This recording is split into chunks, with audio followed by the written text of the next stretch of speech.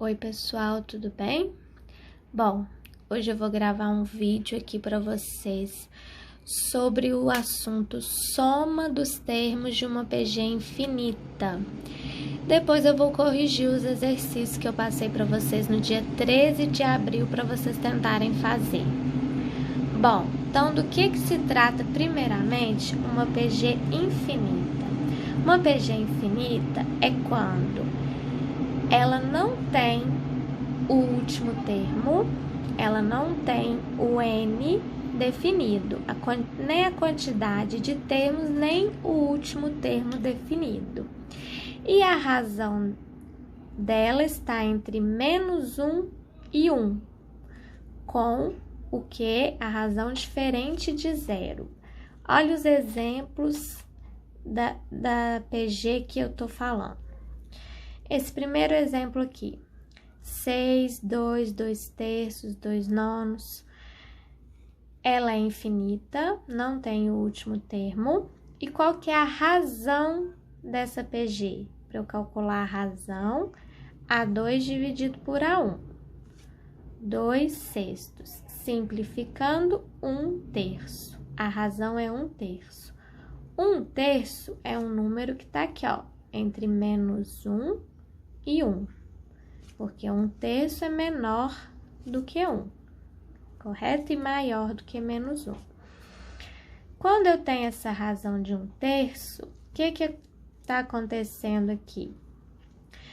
Cada vez o meu próximo termo diminui e se aproxima de zero. Cada vez mais ele vai se aproximar mais do valor zero. É esse tipo de PG que eu tô falando, que eu quero saber a soma dos termos, que eu quero calcular a soma dos termos. Olha o outro exemplo. Eu tenho uma PG 4 menos 2, 1 menos meio, 1/4. Qual que é a razão dessa PG? A razão eu pego A2 divido por A1, menos 2 dividido por 4, então eu vou ter menos meio. Menos meio, a razão é negativa. Então, lembrando, quando a razão é negativa, eu tenho uma PG alternada. O que é uma PG alternada?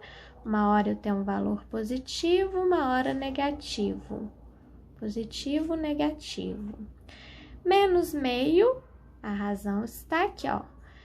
É maior do que -1 e menor do que 1. Então, aqui vocês também observam que os termos estão diminuindo e cada vez mais se aproximando de zero. Mas nunca vai ser zero. Vai ser muito próximo de zero, mas nunca vai ser zero. Então, como que a gente define isso, ó? Se n tende a infinito, então a n tende a zero.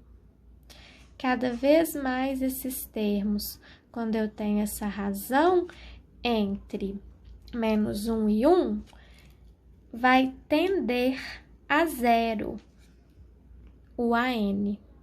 Mas ela é uma PG infinita. Ela não tem AN igual a zero. Ela tem o AN que vai cada vez mais se aproximar de zero. Esse tipo de PG, então, a gente calcula a soma dela com a seguinte fórmula. S infinito é igual a 1 sobre 1 menos Q. Então, a soma dos termos de uma PG infinita é igual a A1, que é o primeiro termo da sequência, dividido por 1 menos Q, que é a razão que vai estar entre -1 e 1. Tudo bem? Vamos resolver o exercício que eu passei, então. Eu dei essa PG infinita, tá faltando 3 pontinhos aqui, é uma PG infinita, pedir para calcular a soma dos termos dessa PG infinita. Como que eu faço isso? S infinito vai ser igual a 1. Qual que é o meu A1? 1 sobre 1 menos Q. 1 menos Q. Quem que é o Q? Vamos definir, então, a razão dessa PG. A razão eu pego o A2 e divido por A1. Meio dividido por 1, meio. A razão dessa PG é meio. Então, vamos substituir aqui na fórmula. S infinito é igual a 1 sobre 1 menos meio. Como que fica isso? S infinito é igual a 1 sobre 1 inteiro menos meio, meio, correto? Quanto que é 1 dividido por meio? É a mesma coisa que 1 vezes 2 sobre 1, que é igual a 2. Então, minha resposta é 2. A soma dos termos dessa PG infinita, mesmo ela sendo infinita, eu consigo calcular a soma dos seus termos, justamente porque o AN, ele tende a zero.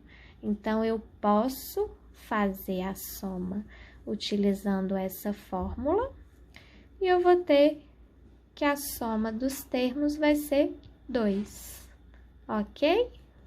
Vamos para o número 2 agora. Mais um exemplo de aplicação dessa fórmula. A número 2 eu tenho essa PG. 16, 12, 9. Então, primeiro vamos definir a razão dessa PG. A razão eu vou pegar o A2 e dividir pelo A1. 12 dividido por 16. Simplificando, para facilitar a minha vida, eu simplifico essa fração por 4.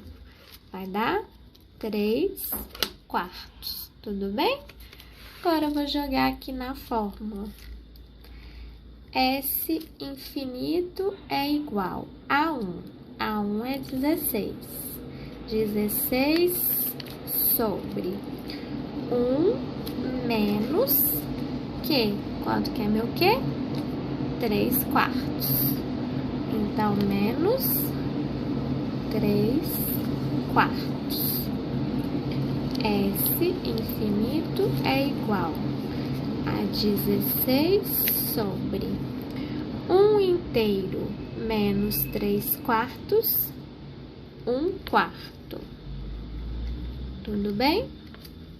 1/4. Posso escrever aqui. 1 inteiro é a mesma coisa que 4/4. Ó, vamos resolver isso aqui no cantinho.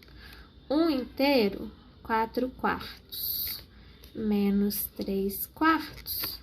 4/4 menos 3/4, 1/4, ok? 16 dividido por 1/4 é a mesma coisa que 16 vezes inverto, 4 sobre 1.